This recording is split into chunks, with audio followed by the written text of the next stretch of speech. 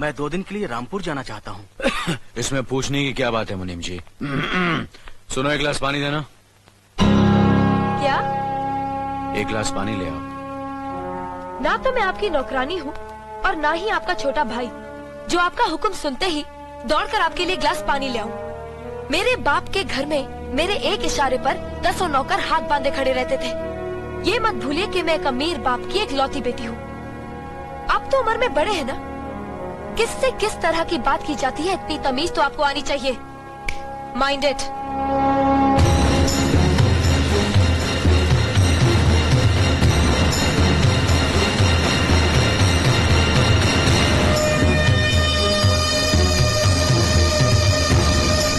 मालिक, छोटी बहू की बात का बुरा मत मानना, नादान है, बच्ची है। गलती हमारी है मुनीम जी। हमने ऐसी लड़की को काम करने को कहा जिसे काम करने की आदत ही नहीं है। बड़े भैया पानी। नकुल, वो ट्रैक्टर रिपेयर करवा लिया ना? जी करवा दिया।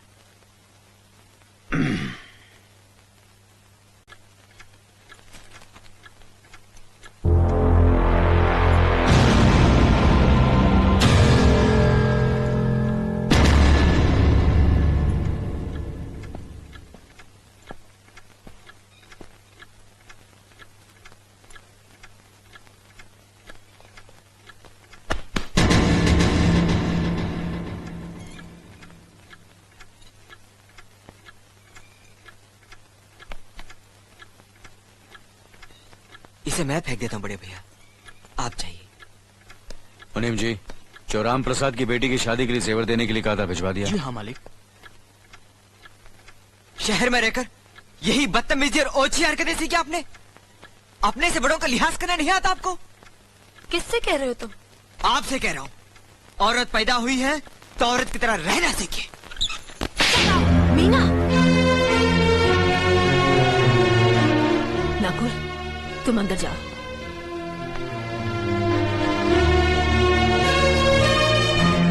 पागल हो गई हो तुम? औरत होकर एक मर्द पर हाथ उठाती हो? इतनी ऊंची घराने की बहू होकर ऐसी नीच हरकत, शर्म नहीं आई तुम्हें? कौन सा ऊंचा घराना? ये जहाँ सिर्फ एक आदमी राजा है और बाकी सब उसके गुलाम। मीना, चिल्लाइए मत। आप मेरी सास नहीं है। जिस तरह आप इस घर की बहू है वैसे मैं भी हूँ। बहू हो तो बहू की मर्यादा में रहो। मर्यादा की रस्सी में तो आप जैसी जाहिल और गवार औरतें बनती हैं। मुझ जैसी पढ़ी लिखी मॉडर्न जमाने की लड़की नहीं। Uneducated idiots. Excuse me, I am not an illiterate. I am a graduate from the University of Allahabad. I am aware of the modernization of women, but I have not forgotten my culture, my customs, my traditions and my values, and most of all, I'll never ever forget that I am an Indian woman. Modern जमाने की औरत भी औरत ही होती है। उसे भी मर्द ही ब्याह कर ले जाता है, मर्द को ब्याह कर वो नहीं ले जाती। जमाने ख्याल और लिबास बदल देते हैं, औरत की शरीर की बनावट नहीं। लोग तुम्हारे ख्याल की लड़कियों को लज्जत का सामान भले ही समझते हो, इज्जत के काबिल कोई नहीं समझता। इज्जत आज भी उन्हीं औरतों की होती है जिनकी आंखों में हया हो, लाज हो, शर्म हो। हम नहीं कहते कि तुम बंदिशों में रहो, लेकिन अपने दायरे की सीमा को मत भूलो। लड़की जब अपने माँ बाप के घर होती है तब उसके कांधों पर अपने ही घर की इज्जत का बोझ होता है, लेकिन जब वो बहू बनकर ससुराल जाती है तब उसके कांधों पर एक नहीं 2 परिवारों की इज्जत का बोझ होता है। आज जिस तरह तुमने नकुल को तमाचा मारा है, अगर उसी तरह उसका भी हाथ उठ जाता तो तुम्हारी क्या इज्जत रह जाती? कभी सोचा तुमने? क्या बात है मीना?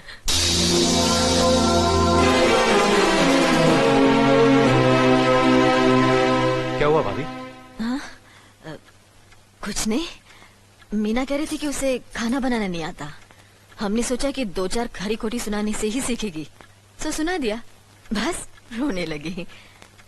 क्यों अर्जुन, हमें तुम्हारी बीवी को डांटने का भी हक नहीं? क्यों नहीं, आप हमारी भाभी माँ हैं। आप मार सकती हैं, डांट सकती हैं, कुछ भी कर सकती हैं।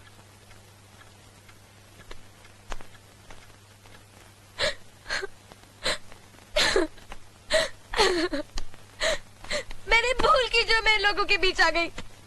मेरी तो इस घर में कोई इज्जत ही नहीं है। जब देखो तो सब मेरी इंसल्ट करते रहते हैं। मैं कब से रो रही हूँ, तुम पूछ भी नहीं रहे हो कि मैं क्यों रो रही हूँ। बेकार हो रही है तो कौन पूछेगा? अच्छा, तो मैं तुम्हारे लिए और इस घर के लिए बेकार हो गई हूँ। अरे बेकार तो तुम हो गए अपने परिवार के बीच में रहकर। मैं कब से बोले जा रही हूँ और तुम हो के सुन ही नहीं रहे हो। इंसान की चीख सुनकर लोग शुभ अशुभ का विचार करते हैं, लेकिन जब मेंढकी को जुकाम होता है उसकी चीख की कोई परवाह नहीं करता। ये मत भूलो कि जब मेंढकी चिल्लाती है तो आंधी और तूफान आते हैं। आंधी और तूफान आएंगे तो उसका नतीजा तुम्हें ही भुगतना पड़ेगा। तो फिर ठीक है, अब मैं तुम्हारे साथ तब भी रहूंगी जब तुम मेरे साथ मेरे डैडी के घर रहोगे।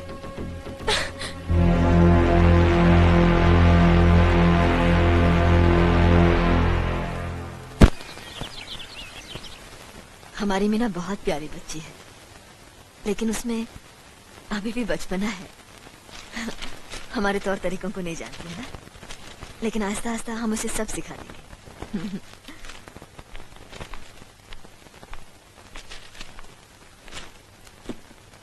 बड़े भैया, ये अपने घर जाना चाहती है। जाना भी चाहिए। 4-5 महीने हो गए, मायके की याद भी आती होगी इसे। और अर्जुन, तुम्हारे ससुर जी तुम्हें कई बार बुला चुके हैं, तुम भी कुछ दिनों के लिए हो आओ, तुम्हारा मन भी बहल जाएगा। अगर ये वापस लौटने के लिए जा रही होती तो मैं जरूर जाता, मगर ये तो हमेशा के लिए इस घर से जा रही है। कैसी बातें कर रहे हो? अगर तुम दोनों के ख्यालात एक दूसरे से नहीं मिलते तो इस मामले को घर की 4 दीवारी में बैठकर आपस में सुलझा लेना चाहिए। बहू शहर की पढ़ी लिखी लड़की है, उसे गांव के रीति रिवाज के बारे में क्या मालूम? ये तो तुम्हारा फर्ज बनता अर्जुन कि तुम उसे हमारे तौर तरीके सिखाओ। सिखाने से कोई फायदा नहीं बड़े भैया, ये खुद को इस माहौल में डालना ही नहीं चाहती, इसलिए भेज रहा हूं। अच्छा, तो तुमने फैसला भी कर डाला? बड़े भैया, बात यह है कि मैंने मीना को, तुम बहुत समझदार भी हो गए हो ना, तो फिर तुम्हें इतना तो समझ लेना चाहिए, अगर बहू अपने आप को बदल नहीं पा रही है तो तुम बहू के मुताबिक बदल जाओ। आखिर वो तुम्हारी पत्नी है, उसका साथ देना तुम्हारा धर्म है। तुम्हारे भरोसे ही तो उसने अपनी सारी जिंदगी सौंप दी तुम्हें। अर्जुन, मेरे दर पर तुम तड़प उठोगे, तुम्हें तकलीफ होगी तो मैं रो दूंगा, क्योंकि हम दोनों एक ही मां की संतान हैं। खून का रिश्ता है हमारा, मगर पत्नी का नाता उससे कहीं ज्यादा गहरा होता है, क्योंकि वो पराये घर से आकर अपनों से कहीं ज्यादा अपनी हो जाती है, परछाई बन जाती है हमारी। पति शरीर है तो पत्नी उसकी आत्मा है। पत्नी ही पति के जीवन को सही अर्थ देती है, उसे कामयाब बनाती। पत्नी के बगैर पति बेजान और बेमाने हो जाते। अगर आज तुम अपनी पत्नी को हमेशा के लिए उसके मैके छोड़ाओगे तो यह गांव, यह समाज क्या कहेगा हमारे बारे में? जरा सोचो अर्जुन, न्याय के सिंहासन पर बैठकर जो लोगों के अच्छे बुरे का फैसला करता है, अगर उसी के घर में नाइंसाफी होगी तो लोग हंसेंगे हम पर, किसी को मुंह दिखाने के काबिल नहीं रहेंगे हम। बड़े भैया, मुझसे भूल हो गई, मुझे माफ कर दीजिए। मुनीम जी। जी मालिक। जायदाद के दस्तावेज लाइए। जी अभी लाया। बहू, पति ही पत्नी की असली शक्ति होती है। हमारे पुरखों ने कुल धर्म पत्नी के बारे में कहा है, जो पति के काम में उसकी मददगार हो, उसे अच्छी सलाह दे, जो दासी की तरह उसकी सेवा करे, मां की तरह उसे खिलाए पिलाए, लक्ष्मी का रूप हो और धरती की तरह उसमें सहन शक्ति हो, वही आदर्श पत्नी होती है। औरत की सोच मर्द का मुकद्दर बनाती है। वो जब बनाने पर आती है तो कुटिया को महल कर देती है, और जब बिगाड़ने पर उतरती है तो महल को मिट्टी का ढेर बना देती है। मालिक, ये जायदाद के दस्तावेज हैं।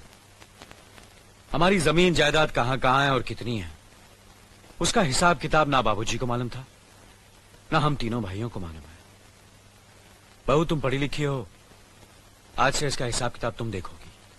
लक्ष्मी जी। अपनी चाबियों का गुच्छा और ये कागजात बहू को दे दो।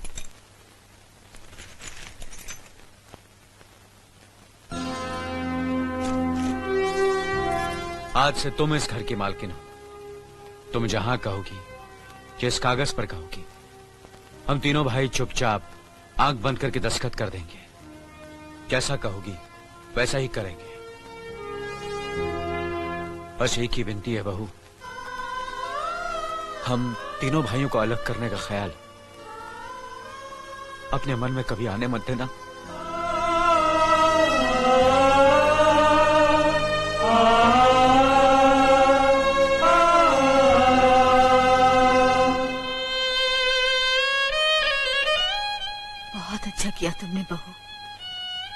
बहुत अच्छा किया। इनकी आंखों में आंसू देखने की हमने सपने में भी उम्मीद नहीं की थी, लेकिन तुमने हमें दिखा दिया। बहुत अच्छा किया तुमने, बहुत अच्छा किया।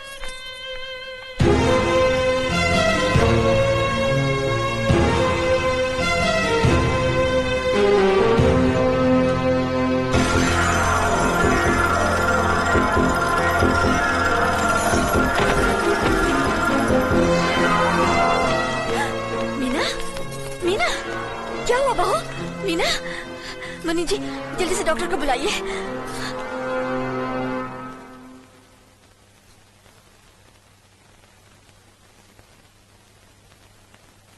घबराने की कोई बात नहीं, ये माँ बनने वाली है।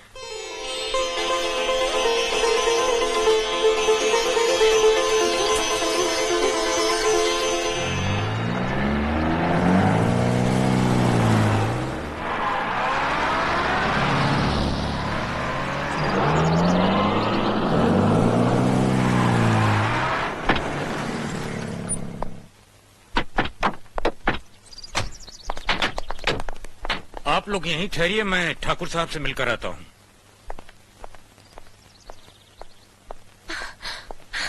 डैडी, डैडी, कैसी हो बेटी? What a pleasant surprise. आने की खबर भी नहीं की।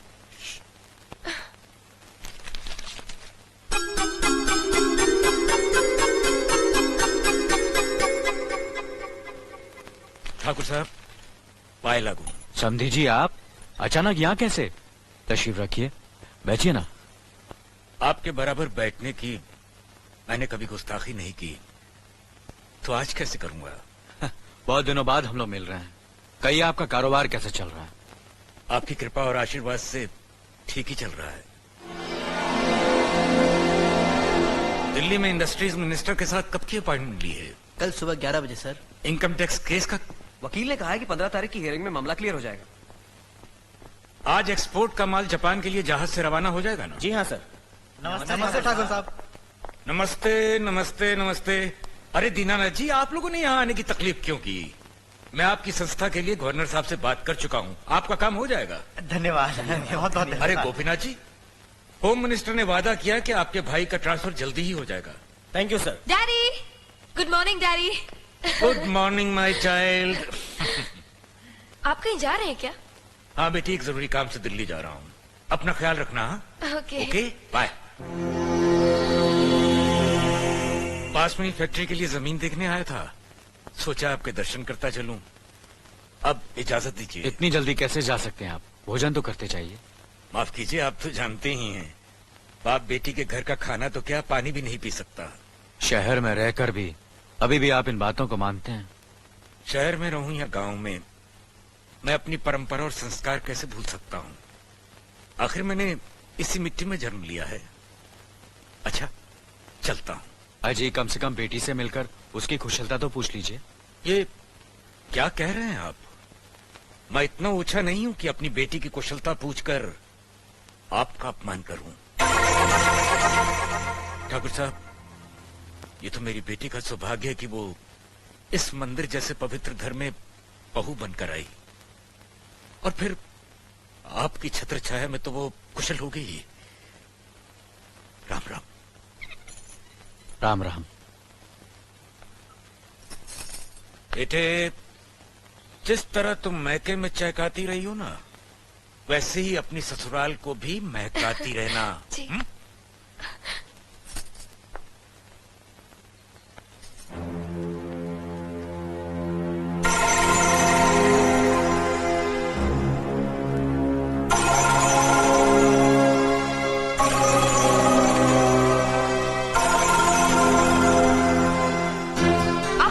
बड़े हैं ना, किससे किस तरह की बात की जाती है, इतनी तमीज तो आपको आनी चाहिए। Minded, minded, minded, minded, minded. बड़े भाई, मुझे माफ कर दीजिए। क्या हुआ? मुझे माफ कर दीजिए। ये क्या कर रही हो? अपने पापों का प्रायश्चित कर रही हूँ। मैंने आप जैसे देवता का अपमान किया है, आपका दिल दुखा है, मुझे माफ कर दीजिए बड़े भैया, मुझे माफ कर दीजिए, मुझे माफ कर दीजिए। लक्ष्मी, मुझे माफ कर दीजिए बड़े भैया, बड़े भैया मुझे माफ कर दीजिए, मुझ पर तरस इसे संभालो खाकर मुझे मीना, माफ कर दीजिए बड़े चलो भैया। उठो, तुम्हें ऐसे नहीं बैठना मुझे चाहिए, माफ इससे बच्चे पर असर पड़ेगा बेटे। मैं आपकी भी दोषी हूँ दीदी। आपने जेठानी की जगह माँ बनकर मेरी गलतियों को बर्दाश्त किया और मैं अब भागन आपकी बेटी न बन सकी। मुझे माफ कर दीजिए दीदी, मुझे माफ कर दीजिए। अब चुप भी हो जाओ। तो हमने कब तुम्हारी बात का बुरा माना? हाँ, पगले, रोते नहीं, रोते नहीं।